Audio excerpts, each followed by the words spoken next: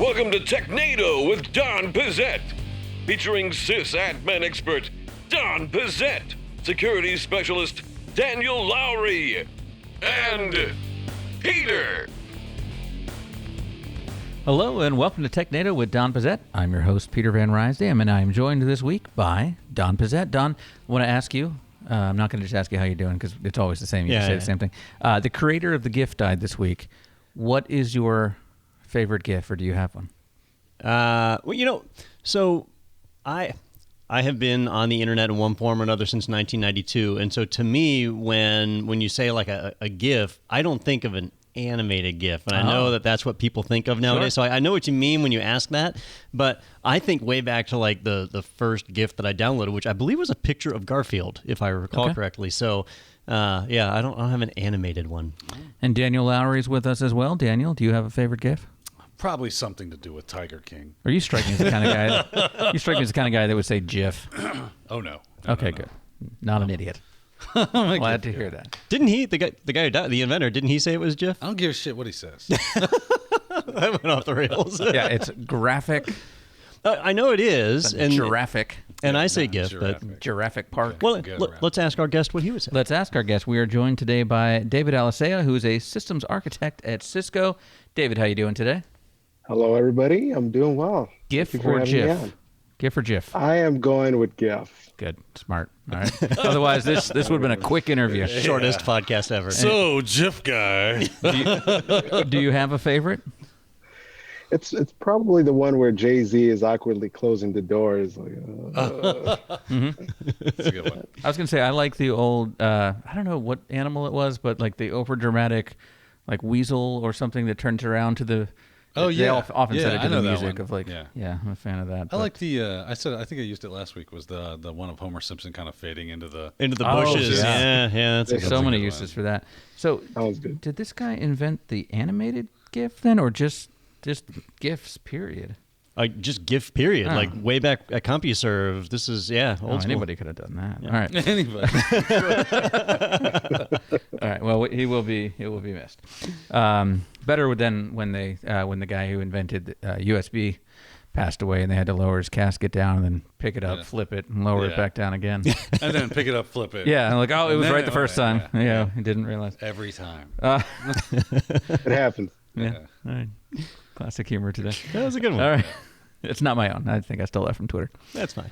All right. Well, let's jump into our first segment. Get to know David a little bit more in rapid fire questions. Who do you work for? What's new? Who are you? What's happening? What's wrong with you? All right, David, in this segment, we are going to rapidly fire questions at you. You'll see a timer appear on the right side of your screen. You'll have approximately 1 minute to answer each question. If you take too long, Peter will buzz you like that, and we'll move on to the next question. We are going to rotate around. The first question coming at you from Peter. You, I believe, are our third Cisco person in a row here. We're kind of doing Cisco month here at IT Pro TV. So I wanted to ask you, I think you're the first one that we've had that is a systems architect. So what is that role exactly? That's something in like sales, right? Yes, it is. So I pretty much have some customers, and I walk hand in hand with my customers in the world of technology, right? Anything that's Cisco. We talk roadmaps, we talk what's coming down the road. Pretty much I'm there to help them out technology-wise, anything that they might need. And if there's something that I don't know myself, I get the larger team involved. So it's a group effort. It's not just myself.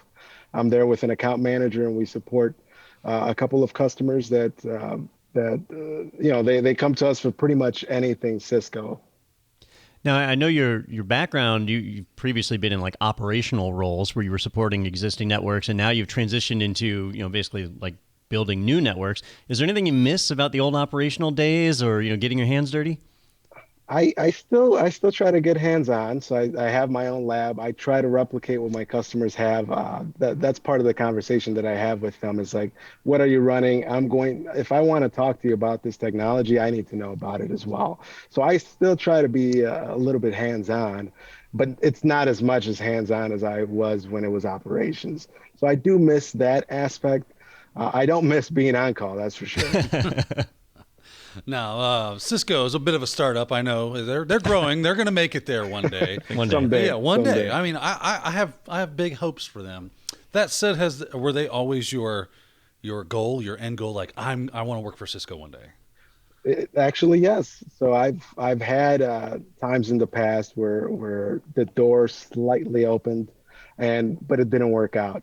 So an opportunity came up, and it was like, you know what? I can't say no to this. Cisco has been a company that I've always been interested in, and I've always had experience with Cisco all the way back to high school when I was at the Cisco Networking Academy. So there was always that relationship from afar, but now I'm here. Oh, that's really cool. You came out of the high school program, went all the way up. I mean, a system architect is an incredibly knowledgeable person in Cisco's environment. So that's a neat story. They had the worst football team, though. So that's not the school. That's a program that you can take when you're in high school? Yeah. Okay, that makes more sense. All right. The Cisco packets. Go packets. All right. So we talk a lot on this show about the different options that people can take in IT of going for degrees or certifications. And I know you have some certs, but you actually did 2 master's degrees. So, why did you decide to go that route? And are you happy with the path you took? Yes, I'm a big believer in redundancy, business continuity, disaster recovery. So I apply those same things to my career, right? So I had the opportunity with a previous employer of doing a master's degree, and it was covered through them. So I was able to go through those options. I did my MBA in business, and I also did a master's in networking and communication management because I was knee deep in the world of networking at the time. So it's definitely something that I look back and I say it was well worth it, the time that I spent. I just thought it was for redundancy. That way if you're one master's degree, you got if it fails on you. Yeah. You I was fail hoping over. because you were There we go. listing things. I was hoping you ended with redundancy again, just to really drive the point home. I'm a big fan of redundancy and redundancy and things that are redundant. Yeah, and those. Department of Redundancy. Yeah. So, I mean, you've done 2 masters. Are you done there, or what's the next step for you? Maybe a certification that you're looking at? Yeah, so when it comes to school, I am done. I don't want to know anything else about bachelor's and master's degrees, but I am concentrating on certs. The last cert, I did my CCNP in security. I completed that late last year. So now I'm probably going to dive into DevNet, but really how I'm spending my time now is diving into my customers, learning what they have. That way I can apply some of that to myself. We can have some better conversations. But I'm going DevNet, and then at some point, probably CCIE security. Ooh, yeah, the big one. So I'm curious because we have a couple of seconds here. When you said you're involved in that sales process, when that sales process is ended and they sign on the dotted line, is your involvement done at that point, or are you helping kind of with the team that's building that? I continue to help. I continue to check in. I mean, it's pretty much, I see it as a relationship, right? I'm there hand in hand, walking down the path. Even though if you've dived into some technology, I still want to support you. I still want to help you. Makes sense. All right. Well, let's talk about one of those the processes that we go through in IT in our next segment here, which is grinds my gears. You know what really grinds my gears? This Lindsay Lohan. You know what really grinds my gears? You, America. We now go to Peter for You Know What Really Grinds My Gears. All right. Thank you. So what you told me, it just gets on your nerves and makes you see red, is a lack of documentation. So I assume we're talking about when people are creating systems that they're just not planning ahead for the next person that's going to come behind them. But what is it specifically that frustrates you with that? I pretty much what I've seen in my history is people implement systems and that knowledge is kept to themselves, right? So it's like, I am the owner of this knowledge forever. And even if I leave, there's no trace of any, passwords, any important IP addresses, things like that. So I think, lack of documentation is something that everybody who's in a tech role needs to take a look at it and say, hey, I might know this set of information, but the reason I'm building documentation is for the overall team or for those that are coming behind me. That way they can have a proper routing diagram. They can have a proper system diagram. It's just important just to have that in general. If I were to fall off the face of the earth tomorrow, I'd want somebody who's coming up behind me to know what they're doing and be able to pick up at least the guide and know, oh, I know where this is at. I think that helps out a lot. Now, I'm curious, would you rather have, we'll do like a worse situation here. Would you rather have no documentation or outdated, inaccurate documentation? Or is it all the same? That sounds worse. Yeah, I think outdated documentation is probably a little bit better than no documentation. At least I'll have somewhat of, maybe half an IP address that's correct.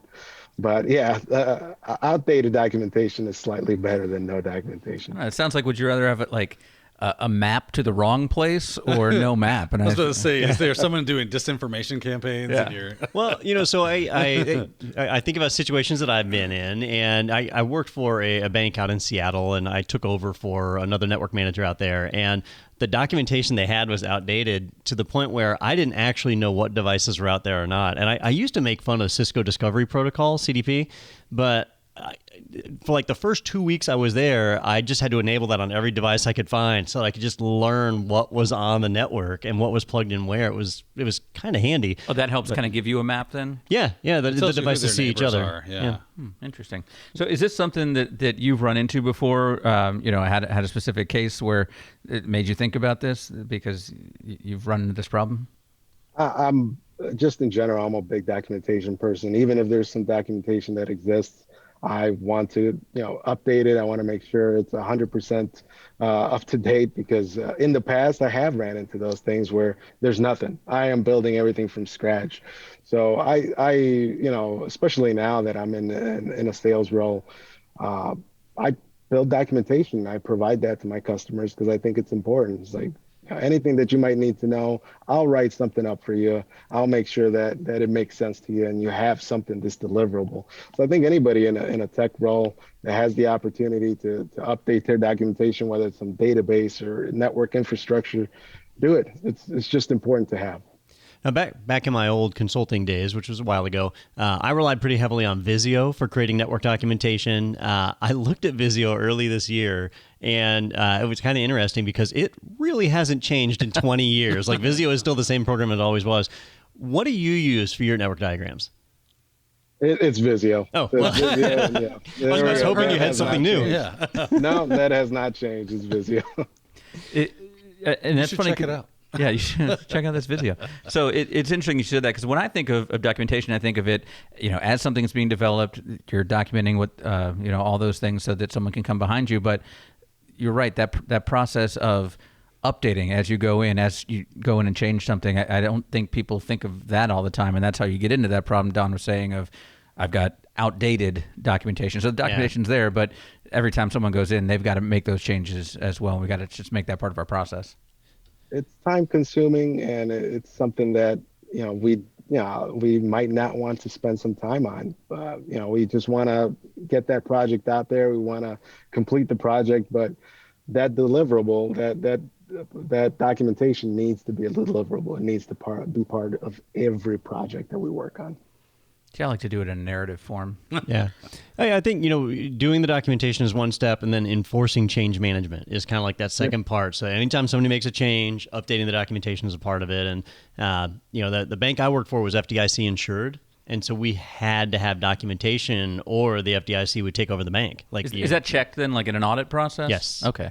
So that's almost what you need. Like if you don't have that kind of formal thing at your company, to just come up with some process to say, hey, we're going to check documentation every 6 months, a year. I mean, we have extensive documentation on how this podcast runs, right? Yeah. Where did I put that? Where's the crickets button?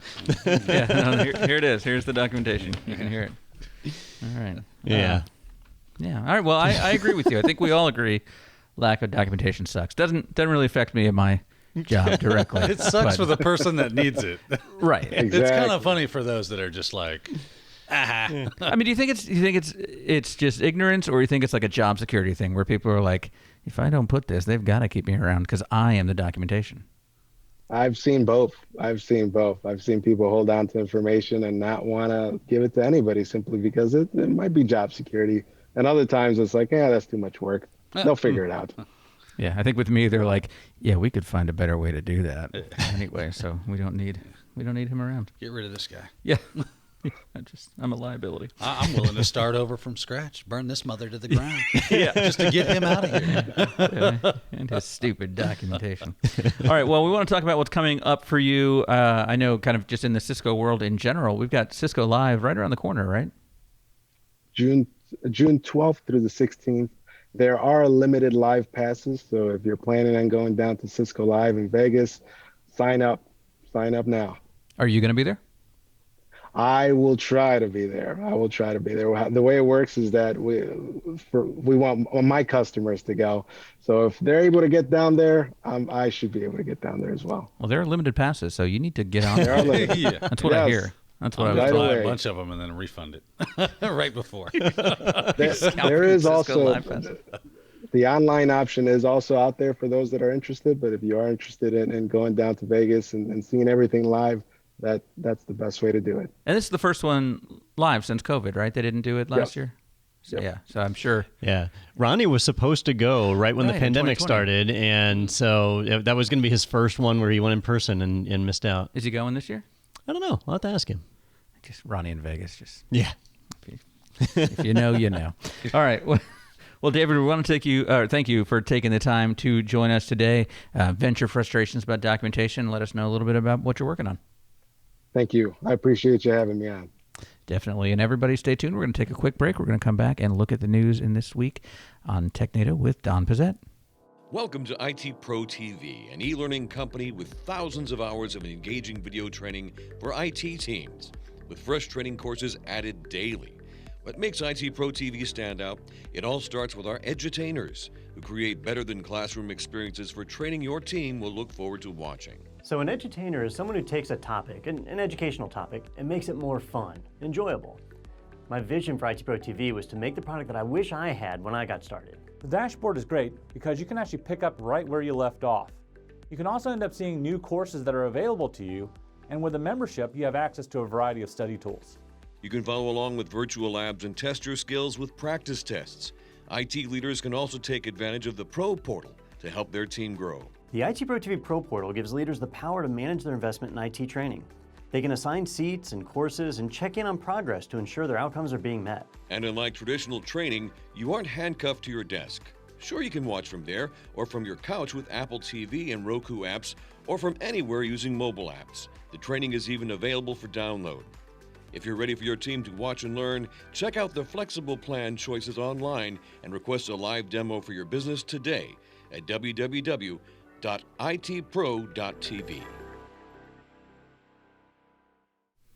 All right, welcome back to Technado with Don Pizzette, and we have a lot of news to get to. Some fun behind bars stories for us, not for the Not for the people behind. In prison? Yeah. No, but for the people that run the prison industrial complex, it's also fun for them too. A little bit of profit.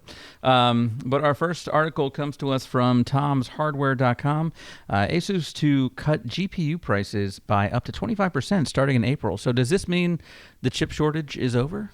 The chip shortage in certain areas is starting to lighten up. Now, we have some all-new problems, right? There's another COVID outbreak going on in China. They're starting to shut down some cities again and all that. But there's a few areas in particular that have been borderline impossible to get equipment, and one of those is video cards, right? If you're a PC builder and you tried to build your own PC in the last year, 2 years, getting a graphics card has been borderline impossible. They're hard to find, and if you can find them, they're usually like scalper prices, so 200-300% what their MSRP should be. Well, we're finally starting to see inventory catching up with demand, and we're seeing prices come down. So that's a part of it. The other part is there were some tariffs on goods coming in from China that have expired, and that's allowing some vendors like Asus, just about everything comes from China these days anyway, so now they're able to start reducing prices because the tariff is gone. Yeah, because those tariffs were, of course, passed along to the consumer in the form of price increases. As they are, yeah. So do you think that the demand also went up just because of crypto mining and things like that? Because, the demand for high-end GPUs, it's either gaming or or that. Yeah, you typically don't need 10 of them, right? To game Right. with. Well, and the crypto miners, they want the best cards. So I can understand like the NVIDIA card. So the RTX 3090 is, I mean, I've seen more unicorns than I've seen 3090s and I mean real, actual unicorns. Yeah. And so not the ones that I have in the wallpaper in my bedroom, but or your jammies. but the lower ones like the 3060. Crypto miners aren't usually going to go after those because they're not as powerful, not as efficient, so it doesn't make sense that they're all inflated and out. A lot of that falls to the chip shortage, but it's nice to know that you'll be able to build a computer again. I've been thinking about building another one for myself, but I've been holding off. And if I reached the point where I still couldn't get it, I was going to have to buy a bundle deal, which I didn't want to do because you don't get exactly what you want. Yeah, it defeats the whole purpose. I was going to ask you, as someone, I haven't built a PC, and I couldn't tell you when, like, long time. And the only reason I built them back in the day was because it was much less expensive to build a PC and put it together because it wasn't the labor, it wasn't involved. You just grab all the parts, you save yourself some money. What is the purpose now of building your own PC? Like, what do you get out of it? All right, so Pride. A little bit. I mean, a little bit of frustration, right? So it's certainly easier to buy one. You don't save money anymore. Yeah. So when you go and just buy a Dell or HP, you can usually get it cheaper than building on your own. Right. The best thing though is that you get to pick the exact components that you want. So do you want 2 USB-C ports or 5 USB-C ports? You pick that in the configuration. Do you want a certain amount of RAM and a certain configuration? You can pick that. Hard drive and storage, graphics card. You get to select all that. But like for me, when I built my current one, this was a couple of years ago, I did all Noctua fans, so all silent fans throughout the whole case and everything. So which if you just go and buy an Alienware or something, they're not. Oh, no, it sounds like a Harrier jump jet. It does, yeah. And I don't want to hear that. And the cases these days, like if you go to Alienware pops into mind. Who are some of the other ones? I don't know. I haven't built one in a while. Yeah. They're all neon lights and a glass panel on the side so you can see. I don't want any of that. I want a black case. Yeah. I want it to act like it's not there. Yeah, that is true. Well, I guess what I meant, like, what are you using, like, what is your use case for your PC that you would need some spec'd out hardware? So for me, 2 things. So I do play video games, but I typically play very old video games. So it's not like I need, a 3090 or anything. Yeah. But I do run a lot of virtual machines as I experiment with things. Yes. So like last month I was messing around with Kubernetes and I had, I don't know, like 12 virtual machines that were all up and running. So I need 64 gigs of RAM, which is not a standard configuration. Yeah. And I shouldn't say need. It's just something that I do. Right. Yeah, I got you. All right. I was just always wondering because I see a lot of this kind of thing runs through my feed. I'm like, who is building PCs nowadays other than gamers? Right? To me, that's probably it's just the fun number too one market. for a hobbyist to kind of know. Really. Here's what's in my machine, and I know where all the parts are and how everything works. I felt like it was always a losing battle because every time you felt like you had like your finger on the pulse of what was going on, they came out with a bunch of new stuff. Yeah. And you had to relearn it all over again. I hated that. So I think stopped it. Gaming by and large has driven hardware like just over the years because I can remember way back. I'll really date myself here. I had a computer that had 8 megabytes of memory and not gigabytes, 8 megabytes. Megs. And that was pretty good for the time. And a video game called Terminal Velocity came out. It was made by Epic. Epic Games makes all sorts of stuff now. But it was the first game where they would run on 8 megs, but they really wanted to have 16 megs of memory. And to me, it just blew my mind. Like, you want double of what I've already got? This is insane. I think it's been like that for a long time. Gotcha. Okay. That's funny. Well, so look for these prices to go down, and then obviously they'll add a 25% surcharge for gas prices to get it to you. That's right. Yeah, unless you go pick it up in China. Which you're not allowed to travel to right now. So, same price at the end of the day.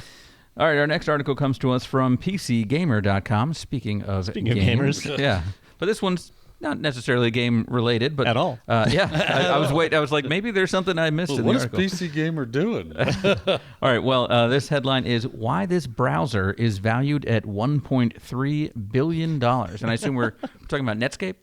Yeah, absolutely. Mosaic. Links. Hey, the Lynx browser. Yeah. All right. So what can so this is a browser that has not yet been released. Correct. Has not made $1 yet.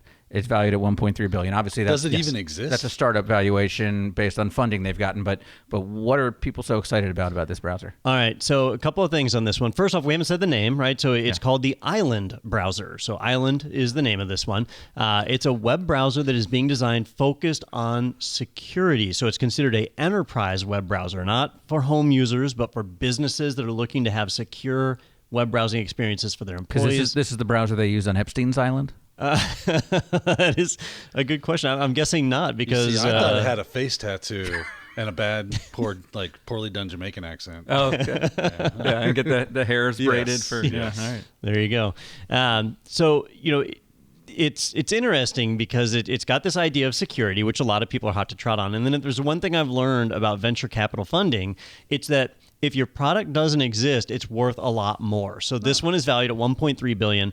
There's absolutely no way a secure web browser or a company that makes a secure web browser is worth anywhere near this. Now, when I first learned about it, I just brushed it off because new web browsers pop up all the time.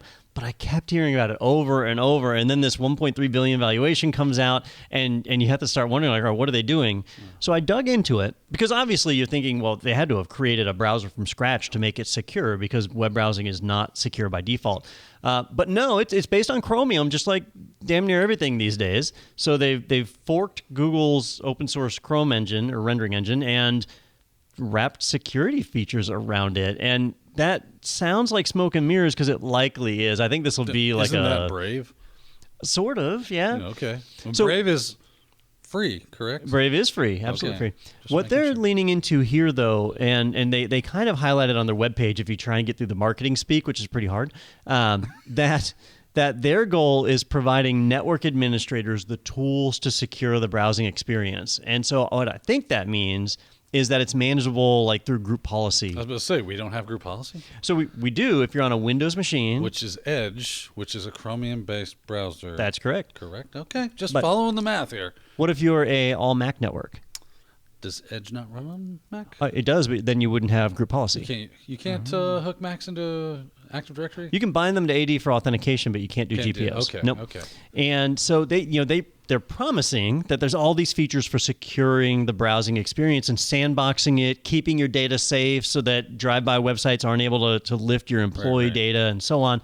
So it's saying that it's got some amazing features, but Daniel, you're exactly right. Like Brave does a lot of this stuff, and honestly, standard browsers do it. So I wanted to get your opinion, Daniel. Like if you were to design a secure web browser, what does that even mean to you? Like what would make a browser secure? So what makes a browser secure is that it doesn't run any like active content.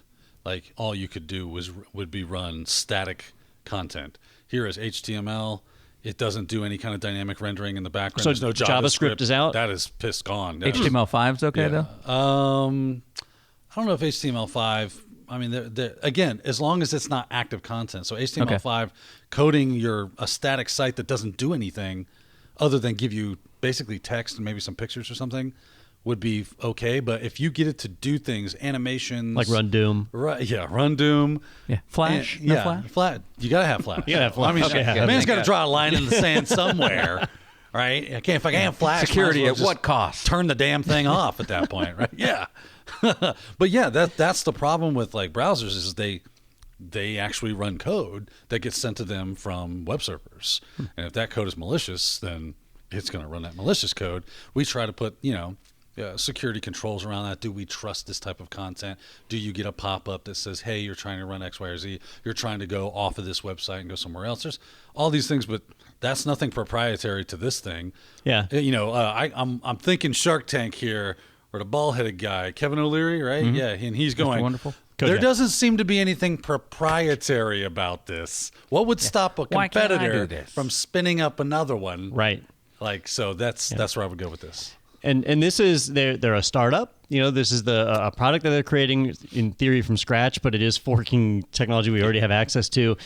You cannot get a demo, and it is targeted to enterprise only. So this is going to be like Cylance, right, where a regular home user can't buy it. But if you have 100,000 machines, they'll talk to you on the phone. Yeah. So we'll see what happens.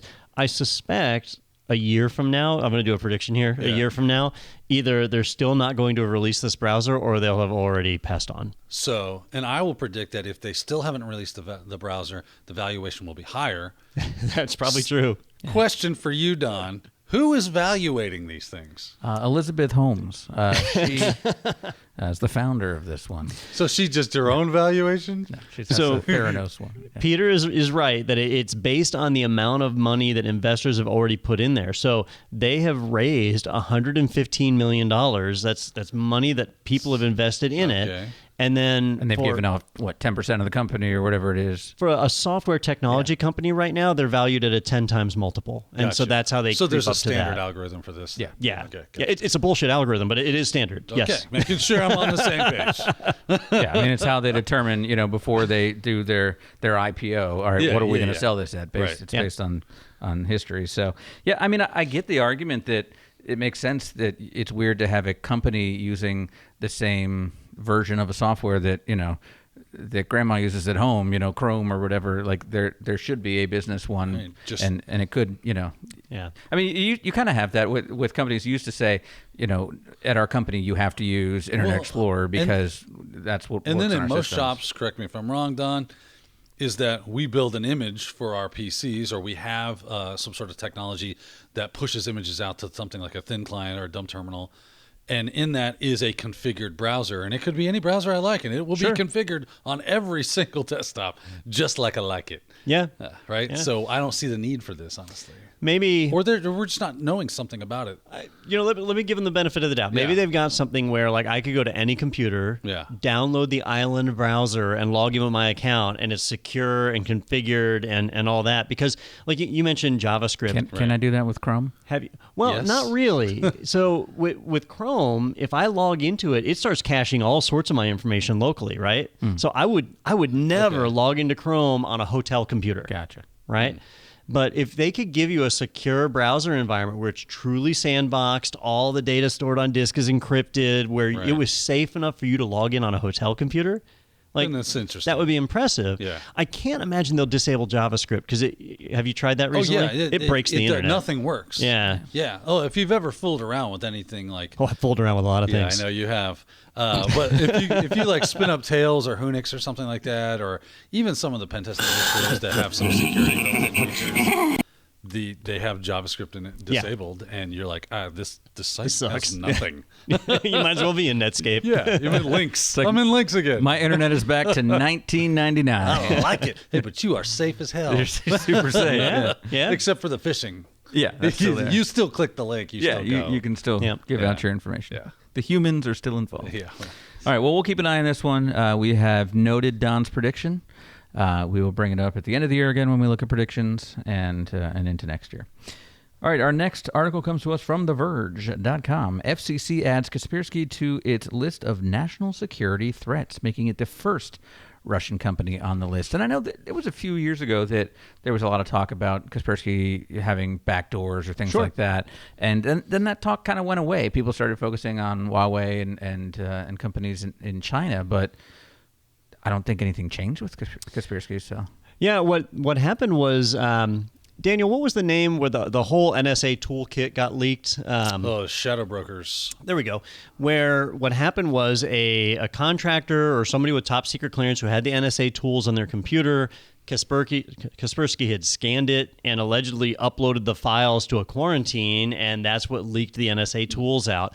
At the time, the U.S. government passed or did an executive order or whatever it is that they do. Yeah, it's from Congress, I thought. To basically say the U.S. government cannot use Kaspersky antivirus. And they have a whole laundry list of programs that the U.S. government entities, employees are not allowed to use. So that's a big deal. Well, the FCC is a little bit different because they can dictate what regular citizens can and can't use. Right? So this is bigger than just affecting government employees. In fact, their list, which I'm trying to pull up right now real quick, you might think that it's a massive list because the one that the U.S. government has is actually pretty big. Yeah. But this one, it has, I can count right here, 3, 4, 5, 6, 7, 8 companies in the list, and that's it. So it's a very small list. And this is not just IT companies. This is companies, period? Mostly their IT. Oh, I mean, yeah, this would be companies. This is the full list. So this list is called the List of Equipment and Services covered by Section 2 of the Secure Networks Act. I guess it was Secure Networks Act, so it's going to be mostly technology. But this is where you see like Huawei and ZTE, which they're very much saying if you're a U.S. citizen, you should not use Huawei and ZTE stuff. Well, now they have added Kaspersky to the list, and so that's a pretty big deal. The rest of the list is literally all Chinese companies. Mm-hmm. So Kaspersky is the first Russian company to land on this list, and what they're saying is, while they don't necessarily have direct evidence that the Russian government is using this for malicious activities in the U.S., that it's just too great of a risk. Mm-hmm. And as a U.S. citizen, you should not take that risk. Okay. Well, is this like, I mean, I know in China, it's part of the law that the Chinese government needs to have basically a backdoor into that system. Does that rule exist in Russia that we're aware of? So the way the rule is written in Russia is it says if you do any encrypted communications, you have to register your private key with the government. Okay. Really? So the Russian government is allowed, or fully within their rights, to decrypt any communication that passes through Russia. Well, Kaspersky is a Russian company, although their headquarters is not in Russia anymore. I forget where their headquarters is. It's in Delaware. But it's kind of like those, the oligarchs where they're all over the world, but they're still Russian. Gotcha. I don't know if this is real or not. Like, I don't know if there's really a threat. Kaspersky does make good antivirus software. It says headquartered in Moscow, operated by a holding company in the UK. Okay. So it's maybe something they tried to do to get around sanctions. So, we're a British company now. Yeah. Which doesn't work. But they've got a big, they're a huge U.S. presence. You go to any trade show, RSA. Yeah. And they've put out a bunch of stuff into the community that's been super helpful. And it's going to affect a lot of employees here in the States. I would assume so. Peter, were you with me when I interviewed Kaspersky at, yes. Was it CES or RSA? It was RSA. I think it was RSA, okay. 2016 or 2017, probably. The guy I was on camera with was an engineer. We had a great conversation, but the media handler that was there, he looked like the stereotypical Russian mobster. Like he had the black leather jacket, the big ponytail. Nice. He didn't have a tracksuit. That would have been even better. Yeah. It was under his regular suit. You could see. Listen, you'll keep talking to Vladimir like he knows you. Yeah, it was interesting. Yeah, then he followed our interview guest to the bathroom after that. Only one of them came out. Didn't they get killed? Never heard from him again. Yeah. He was a nice guy. They found him with all his teeth pulled out. Well, interesting. So what does that mean for you if you use Kaspersky today in your business? You need to start looking for a change? Well, so it's not illegal for you to use it. You are still welcome to use it if you want it, if you're happy with it, and so on. It's strongly suggested. If you have cyber insurance and you get a breach or whatever, your cyber insurance company may look at it and say, well, you're using software that's listed by the FCC as risky, so we're not going to pay your claim. Then we're going to pay anyway. So yeah, they're looking for a reason. This would be one of them. And you wouldn't be able to get a government contract, for example. Oh, absolutely. Yeah. That's one of the things you have to sign off on when you do a contract. Do the other manufacturers, like if you move strictly into the government sphere, does that fall into like that trusted foundry kind of idea where everything they use has to go through an accredited and vetted provider? Not necessarily. So like we count, when I say we, I mean ACI Learning, right, where we count as a government contractor because we deliver courses to the FDIC and a few other places. So we have to sign paperwork that says we conform to these regulations. So we don't use any equipment from Huawei and ZTE and so on. So while we might not normally be required because we're a government contractor, we might be storing PII of our customers. Right. Does that apply to your third-party contractors? Like, so if we don't, say we don't use Huawei, but our third-party hoster for whatever does that still count against us? Yes. Yeah. So that's what we sign off on is that we don't use it, and anybody that we subcontract. Anybody we subcontract to, that we check to make sure they don't either. But that's why we started a holding company in the UK that we run all this through. So we don't use it, but dodged a bullet there. Yeah. There's a lot of good software from other countries, and I worry worry that we're going to get into a world where countries will only use their own software. If you're Russia, do you want all of your citizens running Microsoft Windows? Darn right you do. Don't you have the same concern about the U.S. government? I would assume they do. Don't you want your citizens to be happy? So do we get to a point where we say that's it, only use U.S. software? I use Sophos antivirus for my computers at home, and that's a UK company, but they started, I think, they started somewhere in Eastern Europe. I forget where Sophos started. Well, I remember reading like a week or so ago that Russia is relaxing its copyright laws, so you could still run Microsoft Windows. It's just Microsoft Windows based in St. Petersburg. Yeah, St. Petersburg edition. Yeah. They said that for the companies that have backed out of Russia that are no longer selling, they basically said it's okay to steal their software now. Yeah, I saw like them basically saying like, yeah, this is the McDonald's now. It's, you guys left this building. Well, we're gonna just come in. The ice cream machine, we fixed it. Still works. Yeah. No, it never worked. Oh, the ice cream machine. Come on, the ice cream machine. Yeah. So now you can go to McIvan's and McIvan's. They said the name. I can't remember what it is. It's something obviously local, but fixed it with parts from a T-36 or McDowell's. It would be McDonald's ski, right? McDonald's. McDowell's. McDowell's. Yeah. Coming to America. What, the Big Mick? No, he's got the giant binder. Jeez. Oh, that's a good one. Great movie. Yeah, because they have the golden arches. Yeah, we have. Was it the Golden Arc? Yeah, it was just like one or something. Yeah. Oh man. Yeah, good times. All right. Moving on. All right, our next article is coming to us from ArsTechnica.com. Lapsus and SolarWinds hackers both use the same old trick to bypass MFA. Not all MFA is created equal, as script kiddies and elite hackers have shown recently. So what is this trick that they use to get around my very secure multi-factor? All right, so this is something that I've been thinking about a lot lately because, we recently migrated all of our employees over to a new Microsoft 365 tenant. And we had MFA turned on in the old tenant.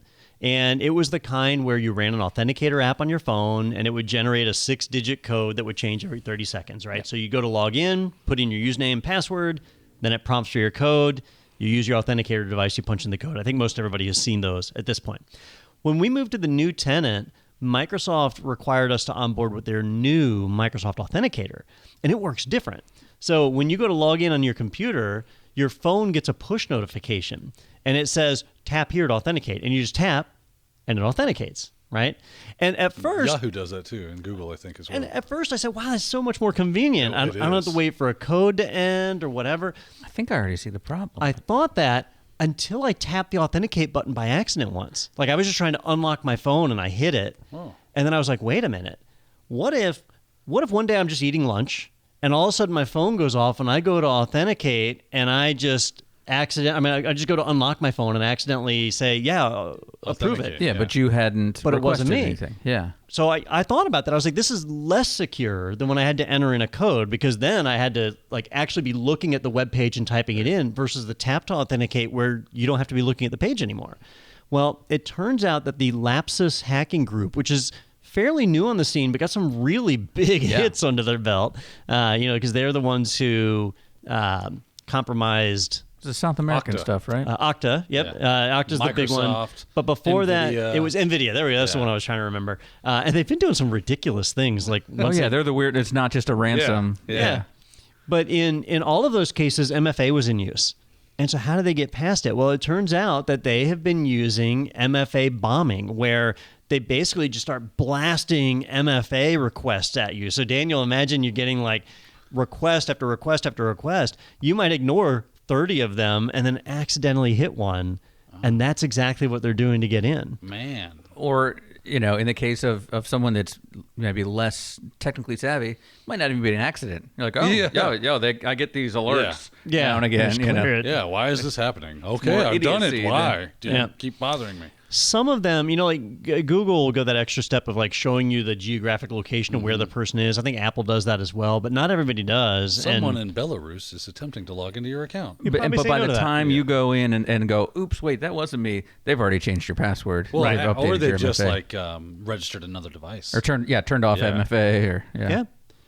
Yeah, so that's something that I noticed and really started thinking about 2 months ago. And then you read an article like this, and you're like, wait a minute, like it wasn't just me being paranoid; it's like a legit phenomenon. Don't you use like the YubiKey? Like, don't you use those FIDO compliant? So I love my YubiKey, right? But for a while, everybody was supporting it. You were seeing it added, and now people are starting to move away from it. And just Google made their own, right? Yeah, yeah, they did. They're moving. But like Microsoft had support for YubiKey, and then they got rid of it because now they're pushing their authenticator.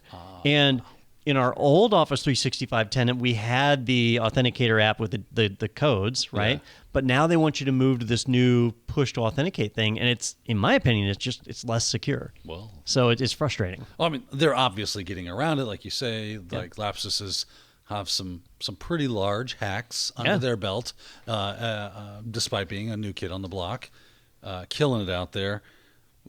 I mean, the old tricks are always the best tricks, and are always going to work because, like you said earlier, Peter, it involves people. Mm-hmm. People be dumb. We're easy to like manipulate and strategically maneuver us into doing something that you shouldn't do out of frustration. Nailed it. Yes, and that is the problem. And until you fix the person, you're never gonna. Which is not gonna happen. Yeah, it's not gonna happen. Yeah. So we're screwed. So that's welcome to security, which is a dumpster fire filled with more dumpster fires. We need the soundbite from Aliens. Bill Paxton, like game over. Man. We're all gonna die. This little girl lasted how long here? What'd you put her in charge? All right. Well, let's move on. I know we've been going for a while here, but this is a fun one here in our last segment today, which is Behind Bars.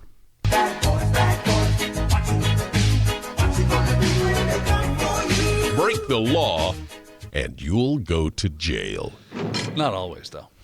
Sometimes. But yes, in these cases. Yes. Break the law and you'll be on 2 years of probation. Yeah. You'll go to white collar. That's right. You'll work at a Starbucks for free. All right. This first one comes to us from theregister.com.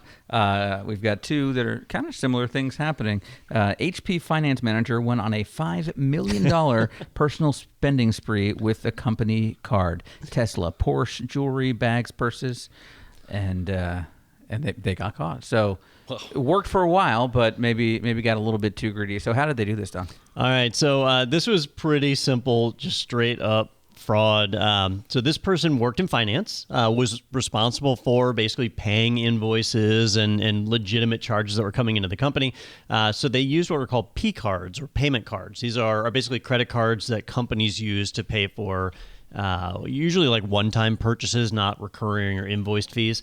And because of their position in the finance department, they were able to make payments and then hide what they were purchasing by generating false invoices. So, for example, she went and purchased a Tesla, which is $100,000.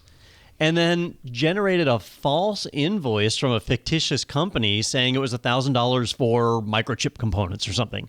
And because she had the authority... Which is something they would spend money on all the time and not a charge they would... Hey, when you look at a company like Apple, where they literally have over $50 billion in cash in the bank, right? I'm not talking about investments. Right. They're worth $1 trillion. A cold, hard cash. Yeah. When a company's like that, $100,000 is not even a blip on the radar. And so she was able to do this from 2017 to 2021. So for 4 years, she slowly bilked Apple out of $5 million. Not Apple, HP. Oh, HP. Sorry, wrong company. Oh, shoot. I said Apple's valuation. HP is not a $1 trillion company. Let me back up a little bit. They got a boatload of money, too. They're doing all right. And the reason I'm thinking of Apple, maybe we'll talk about this one here in a minute, is that they had a similar thing just happen. But in the case of HP, it was person in finance generating false invoices for components and basically buying all sorts of craziness. But just imagine what it would take, because for me, this would never even occur. Narcissism? Yeah, like, all right, I've stolen a company pen a few times, right? I'm not going to lie to you guys. Paper clips, fair game. Yeah, Don's got some Farm Bureau, memo pads at the house. I'm sure I got a Farm Bureau pen somewhere. Sure you think you're getting this laptop back when I leave? Yeah. But you probably are. But a car? Like, I mean, really, a car. Not just it's not like you went out and bought a Pinto. Right. They bought a Tesla. Yeah. And I think they listed a few other things in the article fact that they that bought, she right? gold-wrapped it, you think would have been... Yeah, like Gucci bags, watches, and I don't know how to pronounce it, but this one watch brand I just heard of for the first time last year. Where's this? This Audemars Piguet or Piguet. I don't know. I don't know how to say Aren't it. you the French one? Yeah. They're the ones where like their watches cost over $100,000. Like imagine. So Veblen goods kind of level. Imagine wearing $100,000 on your wrist that was totally stolen and going into work in the morning.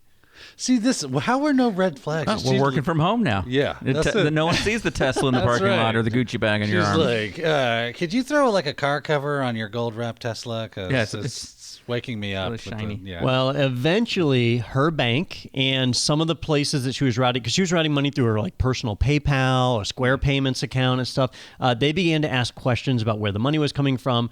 The IRS was notified, and the IRS noticed that the money in her bank was nowhere near the money she was reporting on her tax forms. And get out of that bank. That's how they caught her. You know, it always comes back to taxes. That's why I do my banking in Panama. And Bitcoin. Yeah. Well, as you alluded to, Don, this happened again, but to Apple this time. According to CRN.com, a former supply chain worker stole $10 million from Apple. Not to be outdone. Yeah. But they did. Yeah. So is this the same kind of thing? Someone in procurement? No, so this one's different. So this is somebody in procurement. And in finance, you could do stuff like generate false invoices. Procurement's a little bit harder, right? Because somebody in finance is checking you, in theory. In theory. This one called your accomplice. Is more of a bribe kickback type situation. So this guy was in procurement, which meant they purchased the actual goods. They go out and buy things from the vendor. So if Apple needs 10,000 LCD screens for a new iPhone, that's probably a low number, right? So like 1 million LCD screens for a new iPhone, they go out and source the LCD screen and do the purchase. Well, they'll interview multiple vendors. They'll do like a request for bid, an RFB, or a request for quote or whatever, and they'll get bids back. Well, in this scenario, certain vendors, accompany their bid with a little bit of a bribe, a little, hey, pick us. We might not be the cheapest, but we'll send you to Cancun. That kind of type of thing. I'm in. So when they say they hit Apple for $10 million, what they really mean here is he accepted kickbacks, which adds up to some of that. But the real cost here is when Apple went with vendors that were suboptimal, right? So maybe the hardware they purchased had a higher fail rate than another company, so they had cost on the back end there, or they were paying more for equipment that they should have gotten for less. So during that time when this person was in charge of that kind of thing, and Apple was procuring hardware that we're using in their systems that they were selling to you and I, and those Apple fanboys and girls out there were saying, this is the best device. Maybe it wasn't? Probably not. Well, it was still better than the Then that means that the others are so crap. Yeah, is there a class action lawsuit coming now? Yeah, like you lied to me. You said this was the best. And is it? I don't know. As we saw from the last article, I don't think this is a unique thing. I think we have fraud like this in just about every company. I saw that Lapsus was they advertised for insiders $20,000 a week. Oh wow! We will pay you for if you work for a large mobile company. Send me that link. Just for Technado. How was the interview Then process? 7 of them got arrested. Oh dang. Yeah. Yeah, but meaning 15 didn't. It's true. That's the thing. So you're saying there's some side. openings. You don't know the other side, but luckily in these cases, these are people that are now in jail. Yeah. Or at least have been arraigned, right? Might be out on their own recognizance. We don't know, but potentially could be taking 5 to 20 years. Yeah. So good times there. Yeah, Enjoy trading in your Gucci bag for a carton of cigarettes and hoping that holding somebody's pocket or belt loop. Sure. Yeah. Sure, that's a good time had by all. Yeah. All right. Good for them. So hopefully it is that federal white-collar prison. Not the other. Yeah, no, not the other kind. All right, want to let you know about a webinar coming up with our very own Don Bissett and Daniel Lowry, actually. It is choosing the right Linux distro in 2022, the key differences between Linux distros. And taking a look at all the ones that have come out in the last year and the changes that have happened and what you want to pick and why. And we'll find out what their predictions are after they make it. They don't actually run Linux anymore. Oh, just saying. Yeah, just kidding. Yeah, it's all OS2. Yeah, it's all OS2. Don's favorite. OS2 is coming back in a big way. That's right. No reason to go to the webinar now. Nope. But if you still want to watch it for some reason, you can head over to itpro.tv/webinars to register for it. Also, head over to technado.com. You can send us some viewer mail. Let us know what you'd like us to talk about. Maybe send in a Yo Mama joke about Don. Always valued. I did put enjoy one the other mama day in our chat. It wasn't good? It was a tough one, yeah. That was all right. You I was read going it. for the nerdy ones. It says, your mother is so fat, or Don's mom specifically, that the recursive function computing her mass causes a Stack Overflow. Hey. It's funny. Okay. Don't smack him. No. We need the Ed McMahon. Yeah, I'm going to run over and slap you on the face. Yeah. That was a good one. I thought that was a good one. I'm sure it was. No, I was saying that's what Chris Rock was saying. You keep my computational algorithm out of your mouth. That's right. You keep Dolores Pizzette, or I don't know what her name is. For the record, my mother's name is not Dolores. I don't think that would fly. I had to file for a change. It's a great Seinfeld episode. All right, but while you're on that website, click the big orange button that says sponsored by IT Pro TV. Get a 30% off coupon code for the lifetime of your personal membership. You can also request a team trial and get a demo of the Pro Portal and learn all about that. What's going on over there? Just laughing at Dolores Pizzette. Dolores is the first name that popped into your mind. It just makes me wonder. Yeah. Dolores is an angel. Where do you spend your nights? On the internet. All right. Well, thank you, everyone. And we'll see you next week for a little bit of a change in Technado. We'll tell you a little bit more about that and preview some bigger changes coming down the road very soon. So I'll leave you on that cliffhanger for a week. Yeah. Next, I do have the impactful suspense music. Yeah. So what will that be? We'll find out next week on Technado with Don Pizzette.